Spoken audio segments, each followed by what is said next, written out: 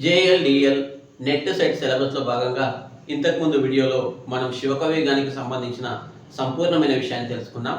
అలాగే గత JL DL net set లాంటి పరీక్షల్లో ఎలాంటి ప్రశ్నలు వచ్చాయనే విషయాన్ని తెలుసుకున్నాం. అయితే ఈ వీడియోలో తిక్కన యుగానికి సంబంధించిన సంపూర్ణమైన విషయాలను తెలుసుకుందాం. ఎవరైతే మొదటిసారిగా మన వీడియోని చూస్తున్నారో వారు ఖచ్చితంగా మన వీడియోకి ఒక లైక్ చేయండి, అలాగే మన ఛానల్ని సబ్స్క్రైబ్ చేసుకోండి. అయితే తిక్కన యుగం తెలుగు సాహిత్య చరిత్రలో 15వ శతాబ్ద కాలాన్ని తిక్కన యుగంగా పేర్కొంటారు.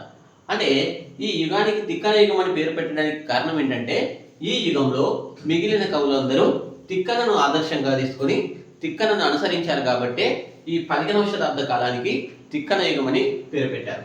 అయితే ఇప్పుడు మనము తిక్కన గురించి తెలుసుకుందాం.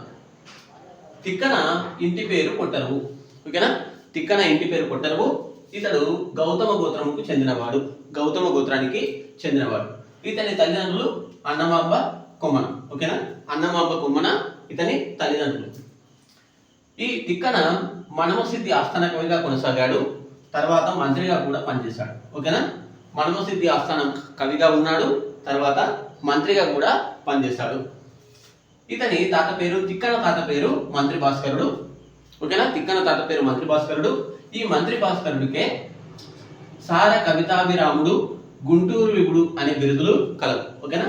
సార కవితాభిరాముడు, గుంటూరు విభుడు అనే బిరుదులు కలవు. అయితే తిక్కన మహాకవి తిక్కన రచనల విషయానికి వచ్చేసరికి ఈయన నిర్వచనోత్తర రామాయణాన్ని రాశాడు. ఓకేనా? నిర్వచనోత్తర రామాయణాన్ని రాశాడు. అలాగే ఆంధ్ర మహాభారతాన్ని కూడా రాసినట్టు మనకు తెలుస్తుంది. ఓకేనా?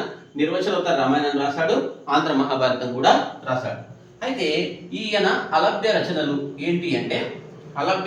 ఏంటంటే కవి సార్వభౌమ ఛందస్సు. ఓకేనా? కవి సార్వభౌమ ఛందస్సు. ఈ కవి సార్వభౌమ ఛందస్సుకే కవి వాగ్బంధనం అనే పేరు కలదు. ఓకేనా? కవి వాగ్బంధనం అనే పేరు కలదు. తర్వాత విజయసేనం.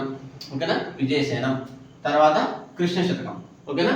కవి సార్వభౌమ ఛందస్సు, విజయసేనము, కృష్ణ శతకం రాసినట్లు మనకు తెలుస్తుంది. కానీ ఇవి ప్రస్తుతం లభించట్లేదు. తిక్కన బిరుదులు వచ్చేసరికి కవి బ్రహ్మ, ఉభయ కవి మిత్రుడు. ఓకేనా? కవి బ్రహ్మ, ఉభయ కవి మిత్రుడు అనే బిరుదులు ఎవరికి కలవు అంటే మహాకవి తిక్కనకు కలవు. తిక్కన కవితా గుణాలు ఒకసారి చూద్దాం. తిక్కన కవితా గుణాలు: నాటకీయత. ఓకేనా? నాటకీయత. తర్వాత రసాభ్యుచిత బంధము. ఓకేనా? రసాభ్యుచిత బంధము. తర్వాత వ్యంగ్య వైభవం, తెలుగు నుడికారం, రాజనీతిజ్ఞత. ఇవి తిక్కడకు సంబంధించిన కవితా లక్షణాలు. ఓకేనా? లేకపోతే కవితా గుణాలు. ఈయన శిష్యులే కేతన మారణ. కేతన మారణ ఎవరి శిష్యులు అంటే తిక్కన శిష్యులు. అయితే ఇప్పుడు మహాకవి తిక్కన రాసిన నిర్వచనోత్తర రామాయణాన్ని గురించి చూద్దాం. వచనమే లేకుండా రాయబడిన రామాయణం ఏది అని అంటే నిర్వచనోత్తర రామాయణం. దాన్ని రాసిన వారు ఎవరు అని అంటే తిక్కన. ఓకేనా? వచనం లేకుండా రామాయణాన్ని రాసిన కవి ఎవరు అని అంటే తిక్కన. అది ఏ రామాయణం అంటే నిర్వచనోత్తర రామాయణం అనే విషయాన్ని గుర్తుపెట్టుకోండి. కావ్యాన్ని కన్యగా భావించి మనుమసిద్ధికి అంకితం ఇచ్చాడు. ఓకేనా? కావ్యాన్ని కన్యగా భావించి మనుమసిద్ధికి అంకితం ఇచ్చాడు. అయితే ఈ మనుమసిద్ధి ఈ కావ్యాన్ని అంకితం తీసుకున్నందుకు తిక్కనను ప్రేమగా మామ అని సంబోధిస్తాడు. ఓకేనా? ఎందుకంటే మామ కూతురునే మనం పెళ్లి చేసుకుంటాం కాబట్టి ఈ మనుమసిద్ధి కూడా ఈ నిర్వచనోత్తర రామాయణాన్ని అంకితం పొందినందుకు, ఆ కావ్యాన్ని కన్యగా భావించినందుకు మనుమసిద్ధి తిక్కనను గౌరవంగా ప్రేమగా మామ అని పిలుస్తాడు. ఈ నిర్వచనోత్తర రామాయణంలో మొత్తం 10 ఆశ్వాసాలు ఉంటాయి. ఓకేనా? నిర్వచనోత్తర రామాయణంలో మొత్తం 10 ఆశ్వాసాలు ఉంటాయి. స్వప్న వృత్తాంతాన్ని తన రచనలో ప్రస్తావించిన తొలి తెలుగు కవి కూడా తిక్కనే. ఓకేనా? స్వప్న వృత్తాంతాన్ని మొదటిసారిగా తన కావ్యంలో ప్రవేశపెట్టిన కవి ఎవరు అని అంటే మహాకవి తిక్కన. తర్వాత రామాయణంలోని ఉత్తరకాండను నిర్వచనోత్తర రామాయణంగా రాశాడు. ఓకేనా? రామాయణంలో ఉత్తరకాండ ఏదైతుందో ఆ ఉత్తరకాండను తీసుకొని నిర్వచనోత్తర రామాయణంగా రాశాడు. ఇందులో శ్రీరామ నిర్యాణం విడిచిపెట్టాడు. ఓకేనా? ఈ నిర్వచనోత్తర రామాయణంలో రాముడు చనిపోయే సంఘటన, రాముడు చనిపోయే సన్నివేశం ఏదైతే ఉంటుందో ఆ సన్నివేశాన్ని వదిలేశాడు. ఓకేనా? ఎవరు అంటే తిక్కన. అయితే ఈ శ్రీరామ నిర్యాణమును, ఓకేనా, రాముడి యొక్క మరణాన్ని ఏకశ్వాస గ్రంథంగా అంటే ఒకే ఆశ్వాసంలో గ్రంథంగా రాసింది ఎవరు అని అంటే జయంతి రామభట్టు. ఓకేనా? అయితే తిక్కన ఏం చేశాడు, రాముడి యొక్క మరణం గురించి ఉండే కథను వదిలేశాడు, ఆ సన్నివేశాన్ని వదిలేశాడు. అదే సన్నివేశాన్ని ఒక ఆశ్వాస గ్రంథంగా రాసిన వారు ఎవరు అని అంటే జయంతి రామభట్టు అనే విషయాన్ని మీరు తెలుసుకోవాలి. ఓకేనా? గుర్తుపెట్టుకోవాలి. ఇప్పుడు నిర్వచనోత్తర రామాయణంలో తిక్కన కవిత్వాన్ని ఏ విధంగా నిర్వచించాడు అనే విషయాన్ని చూద్దాం. మొదటిది అలతి అని ఎలకాహల సంధించిన విధంబు. ఓకేనా? అలతి అని ఎలకాహల సంధించిన విధంబు అని కవిత్వాన్ని నిర్వచించాడు. తర్వాత జాత్యముగాని నొప్పైన సంస్కృతని ఈయడ జొన్ప అని నిర్వచించాడు. ఓకేనా? జాత్యముగాని నొప్పైన సంస్కృతని ఈయడ జొన్ప, ఇది ఎవరన్నారు అని ఎగ్జామ్లో అడిగే అవకాశం ఉంటుంది. ఓకేనా? అలతి అని ఎలకాహల సంధించిన విధంబు అని ఎవరు పేర్కొన్నారు అని అంటే తిక్కన. జాత్యముగాని నొప్పైన సంస్కృతని ఈయడ జొన్ప అని ఎవరన్నారు అని అడిగితే తిక్కన. పలుకులు పొందలేక రసభంగము చేయుచు ప్రాతవడ్డ మాటలు చరుచుకు కవులు. ఓకేనా? కుకవులు ఏం చేస్తారంటే పాతవడ్డ మాటలను మళ్ళీ మళ్ళీ ప్రస్తావిస్తారు అని చెప్తున్నాడు. పలుకులు పొందలేక రసభంగము చేయుచు ప్రాతవడ్డ మాటలు చరుచుకు కవులు అని పేర్కొన్నది ఎవరంటే తిక్కన. అయితే కవిత్వాన్ని ఏ విధంగా నిర్వచించాడు తిక్కన అనే విషయంలో కూడా ఈ మూడుట్లో ఏదో ఒకటి ఎగ్జామ్లో వచ్చే అవకాశం ఉంటుంది. ఇలాంటివన్నీ మీరు ఖచ్చితంగా గుర్తుపెట్టుకోవాలి. తర్వాత మహాకవి తిక్కనకు సంబంధించి రెండవ రచన ఏది అంటే ఆంధ్ర మహాభారతం. అయితే తెలుగు సాహిత్యంలో మొట్టమొదటిసారిగా రాయబడిన గ్రంథస్థం కాబడిన రచన ఏది అంటే ఆంధ్ర మహాభారతం. దాన్ని రచనలోకి తీసుకొచ్చిన వారు ఎవరంటే ఆదికవిగా పేర్కొనబడి నన్నయ్య. అయితే సంస్కృతంలో వ్యాసుడు రాసిన మహాభారతాన్ని ఆదిపర్వం, సభాపర్వం, అరణ్య పర్వంలోని 4వ ఆశ్వాసం 142వ పద్యం వరకు మనకు నన్నయ్య తెలుగులోకి అనువదించాడు అనే విషయం తెలుసు. అయితే ఆ తర్వాత ఆ రామాయణ 2 శతాబ్దాల పాటు ఎవరు కూడా మహాభారతాన్ని తెలుగులోకి అనువదించే ప్రయత్నం చేయలేరు. అప్పుడు మహాకవి తిక్కన ఏం చేశాడంటే ఈ అరణ్య పర్వంలో మిగిలిన సగ భాగం ఏదైతే ఉందో దాన్ని వదిలేసి, ఓకేనా, దాన్ని వదిలేసి విరాట పర్వం నుంచి స్వర్గరమణ పర్వం వరకు మొత్తం 15 పర్వాలను తెలుగులోకి అనువదించి రాశాడు. ఓకేనా? విరాట పర్వం నుండి స్వర్గరమణ పర్వం వరకు మొత్తం 15 పర్వాలను తెలుగులోకి అనువదించిన కవి ఎవరు అని అంటే మనకు తిక్కన అని చెప్పొచ్చు. ఈ తిక్కన తన 15 పర్వాలను ఏమని పేర్కొన్నాడు అంటే ఒక్కొక్క పర్వాన్ని ప్రబంధంగా పేర్కొన్నాడు, 15 పర్వాలను కలిపి ప్రబంధ మండలిగా పేర్కొన్నాడు. ఓకేనా? తిక్కన తన పర్వాన్ని ప్రబంధం అని పేర్కొన్నాడు, ఆ 15 పర్వాలను కలిపి ప్రబంధ మండలి అని పేర్కొన్నాడు అనే విషయం మనము గుర్తుపెట్టుకోవాలి. తర్వాత ఈ ఆంధ్ర మహాభారతంలో రస శబ్దాన్ని అంటే రసం అనే శబ్దాన్ని చాలా ఎక్కువ సార్లు ప్రయోగించాడు, ఎక్కువ సార్లు వాడాడు. ఓకేనా? రసం అనే పదాన్ని ఎక్కువ సార్లు వాడిన కవి ఎవరు అంటే కూడా మనకు తిక్కన అనే విషయాన్ని మీరు గుర్తుపెట్టుకోవాలి. తన మహాభారతాన్ని హరిహరనాథునికి అంకితం ఇచ్చాడు. ఓకేనా? తను రాసిన మహాభారతాన్ని 15 పర్వాల మహాభారతం ఏదైతుందో దాన్ని హరిహరనాథునికి అంకితం ఇచ్చి దీని ద్వారా హరిహరనాథ తత్వాన్ని ప్రచారం చేశాడు. అయితే అంతకుముందు నన్నయ్య కాలంలో, ఓకేనా, నన్నయ్య యుగంలో అందరూ బ్రాహ్మణ భావజాలాన్ని లేకపోతే బ్రాహ్మణ మతాన్ని వ్యాప్తి చేయడం కోసం వాళ్ళు రచనలు చేశారు. ఆ తర్వాత వచ్చిన శివకవులు ఎవరైతే ఉన్నారో, పాల్కురికి సోమనాథులు లాంటి శివకవులు ఎవరైతే ఉన్నారో వాళ్ళు శైవ మతాన్ని ప్రచారం చేయడానికి ముందుకొచ్చారు. తన రచన ద్వారా శైవ మతాన్ని ప్రచారం చేశారు. అయితే ఆ తర్వాత 15వ శతాబ్దంలో వచ్చిన ఈ తిక్కన ఏం చేశారంటే అక్కడ హరుడు హరి ఇద్దరు వేరు కాదు, అంటే శివుడు కానీ విష్ణువు కానీ ఇద్దరు వేరు కాదు, వాళ్ళిద్దరూ ఒకటే అని చెప్తూ ఈ హరిహరనాథ తత్వాన్ని ప్రచారం చేశాడు. దీని ద్వారా అంటే ఆంధ్ర మహాభారతం ద్వారా. ఓకేనా? హరి అంటే విష్ణువు, హరుడు అంటే శివుడు, అంటే శివుడు విష్ణువు వేరు కాదు, వీళ్ళిద్దరూ ఒకటే అనే విషయాన్ని తన రచన ద్వారా ప్రచారం చేశాడు తిక్కన. ఓకేనా? ఈ ఆంధ్ర మహాభారతంలో ఉన్న ప్రధాన రసం ఏంటంటే శాంతం. ఓకేనా? ప్రధాన రసం శాంతం. ఈ ఎక్కువగా వాడబడిన ఛందస్సు ఏదంటే కందం. ఓకేనా, ఎక్కువగా వాడబడిన ఛందస్సు ఏది అంటే కందం. తిక్కనకు నచ్చిన అలంకారం ఏది అంటే ఉపమాలంకారం. ఓకేనా, ఉపమా కాళిదాస అంటాం కదా, అంటే ఉపమాలంకారం నచ్చిన ఇద్దరు ఉపమాలంకారాన్ని తనకు నచ్చిన విధంగా, అంటే ఇద్దరి కవులకు నచ్చిన అలంకారం ఏంటంటే ఉపమాలంకారం. ఉపమాలంకారం ఎవరికి నచ్చుతుంది అంటే తిక్కన ఉపమాలంకారాన్ని నచ్చాడు. తర్వాత కాళిదాసు కూడా ఉపమాలంకారాన్ని నచ్చాడు. ఓకేనా, ఇది ఉపమాలంకారం ఎవరికెవరికి ఇష్టము అంటే తిక్కనకు ఇష్టము, తర్వాత కాళిదాసు కూడా ఇష్టం. నన్నయ్యది ఋషిమార్గం అయితే తిక్కనది రసమార్గం. ఓకేనా, మహాభారతంలో నన్నయ్య ఋషిమార్గాన్ని అనుసరించాడు, కానీ తిక్కన రసమార్గాన్ని అనుసరించాడు. ఇందులో క్యారెక్టర్ విషయానికి వచ్చేసరికి ద్రౌపది అభిమానవతి. ఓకేనా, ద్రౌపది అభిమానవతి. ధర్మరాజు మెత్తటి పులి. ఓకేనా, ధర్మరాజు మెత్తటి పులి చూడడానికి చాలా మెత్తగా సున్నితంగా కనిపించినప్పటికీ కూడా ఆయన పులి లాంటి భయంకరమైన స్వరూపం గలవాడు. అంటే శత్రువు పైన దాడి చేసి శత్రువుని సంహరించేంత బలం కలిగిన వాడు ధర్మరాజు. ఓకేనా, తిక్కన కాలస్పృహతో చెప్పిన పర్వం ఏది అంటే మౌసల పర్వం. ఎగ్జామ్లో చాలా చాలా చాలా సార్లు రిపీటెడ్గా వచ్చిన క్వశ్చన్స్ ఏవి అంటే ఈ మూడు మీరు గుర్తుపెట్టుకోవాలి. ఈ క్వశ్చన్స్ ఎగ్జామ్లో ఒకవేళ మహాభారతం తిక్కన మహాభారతం గురించి అడగాల్సి వస్తే ఈ మూడు క్వశ్చన్లు ఎక్కువసార్లు అడిగే అవకాశం ఉన్నది. ఒకటి ఏంటంటే తిక్కన కాలస్పృహతో చెప్పిన పర్వం ఏది అంటే మౌసల పర్వం. ఓకేనా, కాలస్పృహతో చెప్పిన పర్వం మౌసల పర్వం. నిర్వచనంగా చెప్పిన పర్వం మౌసల పర్వమే. ఓకేనా, తిక్కన కాలస్పృహతో చెప్పిన పర్వం ఏది అంటే మౌసల పర్వం. తర్వాత నిర్వచనంగా చెప్పిన పర్వం ఏది అంటే కూడా మౌసల పర్వం. ఆ తర్వాత తిక్కన నాటకీయంగా రాసిన పర్వం ఏది అంటే విరాట పర్వం. ఓకేనా, ఎక్కువగా నాటకీయతను ఉపయోగిస్తూ నాటకీయంగా రాసిన పర్వం ఏది అంటే విరాట పర్వం.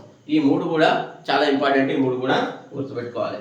తర్వాత నానా రసాభ్యుదాయుల్లాసిగా హృదయాహ్లాది చతుర్థ మార్జిత కథోపేతంగా రాసిన పర్వం ఏది అంటే విరాట పర్వం. ఓకేనా, నానా రసాభ్యుదాయుల్లాసిగా హృదయాహ్లాది చతుర్థ మార్జిత కథోపేతంగా రాసిన పర్వం ఏది అంటే విరాట పర్వం. విశేష వృత్త పద్యాలు వాడిన పర్వం ఏది అంటే శ్రీ పర్వం. అయితే ఇక్కడ చూడండి, తిక్కన ఎక్కువగా ఉపయోగించిన ఛందస్సు కందమైనప్పటికీ కూడా అక్కడక్కడ చాలాసార్లు వృత్త పద్యాలను వాడినట్టు తెలుస్తుంది. ఎక్కువగా వృత్త పద్యాలు వాడిన పర్వం ఏది అంటే స్త్రీ పర్వం. ఓకేనా, ఎక్కువగా వృత్త పద్యాలను వాడి రాసిన పర్వం ఏది అంటే స్త్రీ పర్వం. మహాశ్రద్ధలను విరివిగా వాడిన పర్వం ఏది అంటే సౌప్తిక పర్వం. ఓకేనా, మహాశ్రద్ధలను విరివిగా వాడిన పర్వం ఏది అంటే సౌప్తిక పర్వం. విజ్ఞాన వినోద ఆధ్యాత్మిక అంశాలు కలిగిన పర్వం ఏది అంటే శాంతి పర్వం. ఓకేనా, విజ్ఞాన వినోద ఆధ్యాత్మిక అంశాలు కలిగిన పర్వం ఏది అంటే శాంతి పర్వం. తిక్కన మహాభారతంలోని తొలి పద్యం ఏది అంటే శ్రీయన గౌరీనాబరగు. ఓకేనా, నన్నయ్య భారతంలోని మొదటి పద్యం అని చూసుకుంటే రాజకులైక భూషణుడు, కానీ తిక్కన మహాభారతంలోని తొలి పద్యం ఏదంటే శ్రీయన గౌరీనాబరగు.